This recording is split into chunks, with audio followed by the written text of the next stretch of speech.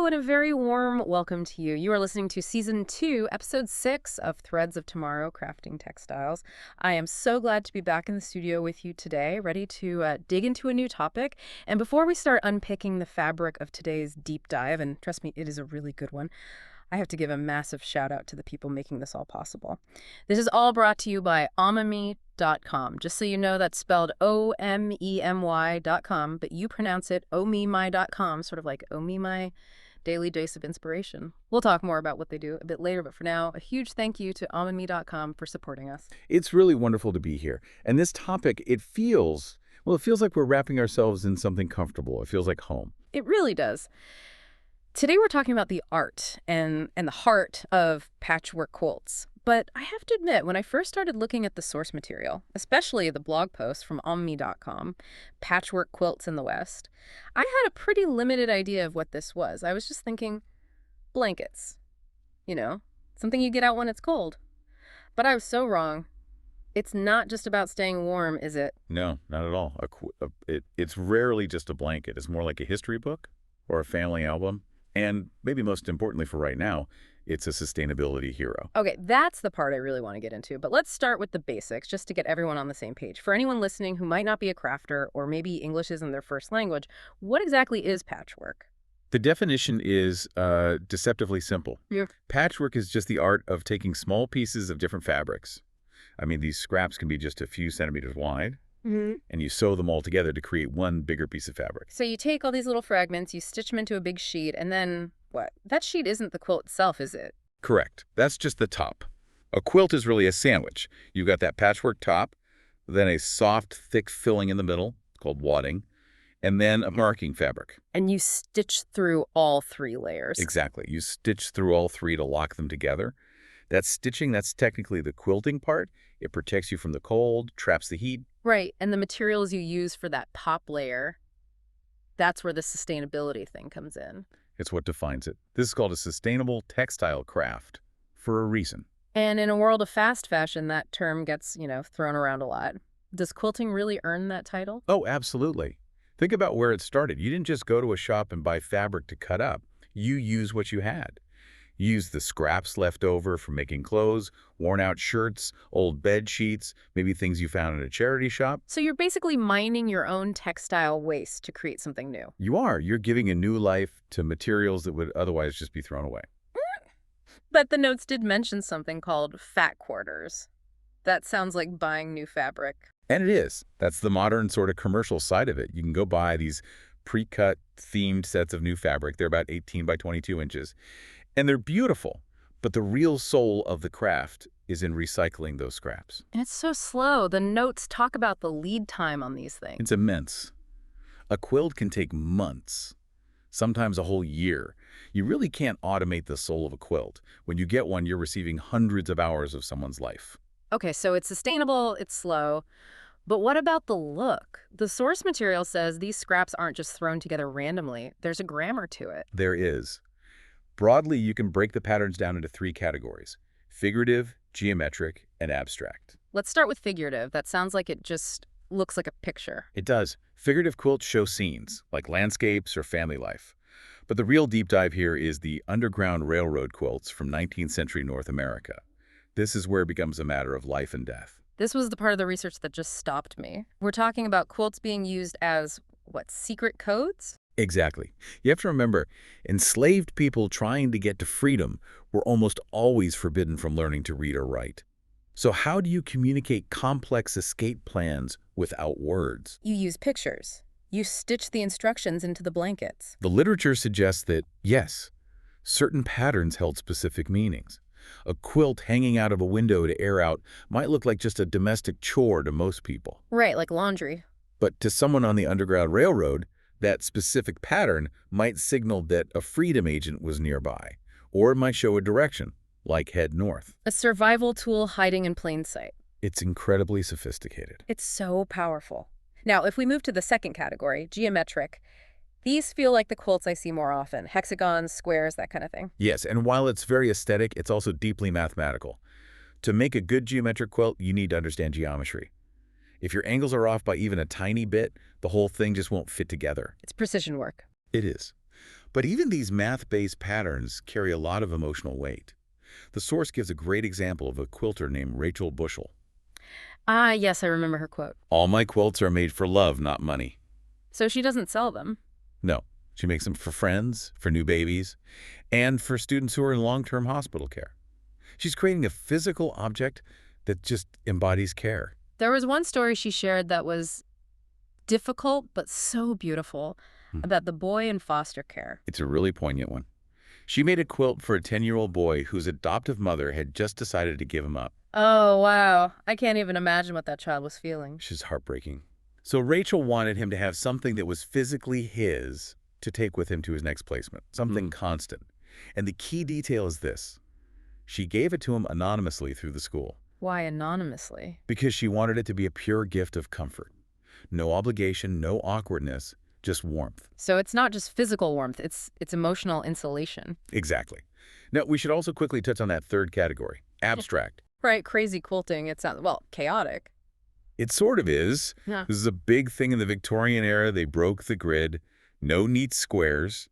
They used irregular shapes of luxurious fabrics, silk, velvet, and then covered them in heavy embroidery with metallic threads. The notes used a phrase I just loved for this. Fierce feminine competency. Isn't that great? It just captures the energy. Yeah. It was wild and complex and showed they'd mastered the craft so well they could just break all the rules. I love that. Now, before we get into the family stories, which are somehow even more emotional, let's take a quick pause and talk about the community that's driving this whole conversation. Yes, community is so central to this. Like I said at the top, this deep dive is brought to you by omimi.com. That's omimi.upcom. And if you enjoy these kinds of deep explorations of history and culture, you should really be part of the conversation they're building. They have a WhatsApp community. It's called Devi the Curious. I love that name. It's a great space for curious minds. If you join, you get updates on new podcasts, blogs, tools, trainings, all curated for people who love these niche topics. So how does a listener join? It's really easy. If you look at the podcast poster for this episode, there's a QR code on it. You just scan that with your phone, and you're in. Simple as that. Scan the code, join Devi the Curious, and stay in the loop with omimi.com. Definitely worth it. Okay, let's get back to the quilts. We've talked about the public side, the history, the codes. Now I want to bring it into the home, because this is where a quilt becomes an heirloom. This is really the heart of it all. A quilt is a record of a family's existence. We have a story from a woman named Tess Hicks. Her mother made a quilt for her 40 years ago as a birth present. And think about what it's made from. It has pieces of her mother's wedding dress and pieces of her father's old shirts. So when she wraps herself in it, she's literally wrapped in the fabric of her parents' life. Exactly. And the legacy continues. Tessa's mother now makes moving into a big bed quilts for her grandkids. It's a rite of passage. It is. It anchors the child in the family story. There's another story about Daphne Cranfield. This was shared by her daughter-in-law Sharon and her daughter Marie. And there was a detail about Daphne's work that just, well, it stunned me. I think I know what you're going to say. Daphne did not own a sewing machine. It just seems impossible. But it's true. Every single quilt was completely hand-stitched. The patience, the amount of work is just immense. And because she was so hands-on, she would hide little things in them. Yes, little Easter eggs, as the family calls them. Her son, John, can look at a quilt and actually spot his old ties that she stitched into the pattern. That's amazing. And she was an engineer, too. The notes mention bordered slits. Pure practical genius. She put slits in the corners so the quilts would fit perfectly around the bedposts. She was making a fitted garment for the bed. She even signed them. Yes. She hand-embroidered her name and the start and end dates on every single one. She wrote herself into the history. The family shared these images as a tribute to her. She passed away earlier this year, and it just proves that these objects, they keep the memories alive. It's a beautiful tribute. Now, zooming out, we know patchwork is ancient, right? Like 5,000 years old. But there was a decline. There was. The Industrial Revolution really damaged the craft. Suddenly machines could make cheap fabric, and women were moving into the commercial workforce. So the two main ingredients for quilting, not enough fabric and too much time, they both just disappeared. Exactly. It became kind of an old-fashioned thing to do. But history has cycles. And we just lived through a big one, the COVID-19 pandemic. It was a massive resurgence. Everyone was stuck inside. People needed comfort. They needed something to do with their hands. And so we saw the rise of the pandemic quilt. It was a way to process what was happening. It was. Communities started making quilts to tell the story of their survival. There's a great example from the Hounslow Adult and Community Education Group. It tells a story in 21 boxes for the years 2020 and 2021. It starts with crowds and chaos, moves into the loneliness of lockdown, and then ends with the return to social life. And the centerpiece is a tribute. Yes, to the NHS, the doctors and nurses, and there's a plane flying a thank you banner. Why a plane? Because Hounslow is the borough where Heathrow Airport is. It grounds the quilt in a specific community. That's lovely. And there is one more, the Transport for London quilt. Right, that one's for the history lovers. It pays homage to 2 centuries of London transport. The patches have old tickets, tube maps, even vintage ads. It sounds like a museum you can sleep under. It really is. So we've covered a lot, but before we finish, the source material notes that the technique itself has evolved. It's not just bedspreads anymore. No, the idea has migrated. We saw pictures of knitted throws from Daphne, and she did something I think is just genius. She knitted pockets into the bottom. Pockets. In a blanket. Yes, to keep your feet warm. That's brilliant. Why isn't that standard? My feet are always cold. It's such a caring detail, isn't it? We also saw quilted table runners, cushion covers, even a patchwork rug, and curtains. It shows the idea of piecing fragments into a whole. It's just so versatile. It really is. Listening of all this, it feels like we're not just upcycling old fabric. It feels like we're upcycling memories. That's the perfect way to say it. These quilts are storytellers. They provide physical warmth, sure, but they wrap you in memories, in your own history. There is that visceral quote in the notes. It said, "There is a bit of blood on every quilt." It's a powerful image, literally from prick fingers, but metaphorically, it's the life essence of the people who wore those clothes before they became part of the quilt. It makes you look at a simple blanket very differently. It really does. Well, we have stitched together a lot today, from secret codes to pandemic lockdowns. It's been a fascinating journey. Before we sign off, I want to remind you one last time that this deep dive was brought to you by omami.com. Again, that's omimi.com. And please don't forget to join the Devi the Curious community.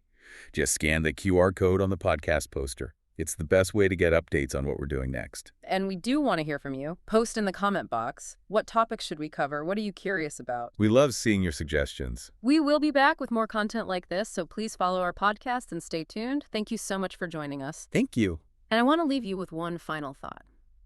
We talked about how these quilts are made from old shirts and wedding dresses and baby clothes. If someone were to take the clothes you're wearing right now, or the clothes sitting in your laundry basket, and stitch them all together, what story would that quilt tell? Something to think about. Until next time.